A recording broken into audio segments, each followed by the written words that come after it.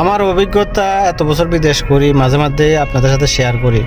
আমি এবার দেশে গেলাম, এবারেও আমার শেষ মুহূর্তে আমি অনেকের কাছে টাকা পাওনা ছিল, যে আমি টাকাটা পাবো হাত খরচের জন্য, আমার খরচের টাকা। কারণ বিদেশে যাওয়ার পরে তো ছুটিতে যায়, তার কোনো ইনকাম নাই, সে শুধু খরচ করে, ঠিক আছে।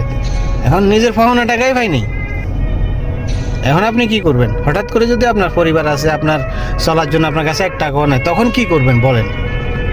তো আমার মতো এই ভুলটা আপনারা করবেন না। এই জন্য নিজে দায়িত্ববান হন, নিজের কাছে কিছু টাকা রাখেন, যখন দেশে যাবেন ছুটিতে, যখন এর কাছে ওর কাছে বাগনা না হয়, ঠিক আছে। তো আমার সাথে যেটা হয় সেটা আমি শেয়ার করতেছি আপনাদের সাথে সবসময়। আমি প্রবাসী ভাইদের বলতেছি, ঠিক আছে। নিজের একটু এই বিষয়গুলো খেয়াল রাখবেন, নিজের কাছে কিছু কিছু টাকা রাখেন, না সমস্যা পড়বেন ভাই। কেউ দিবে না ভাই।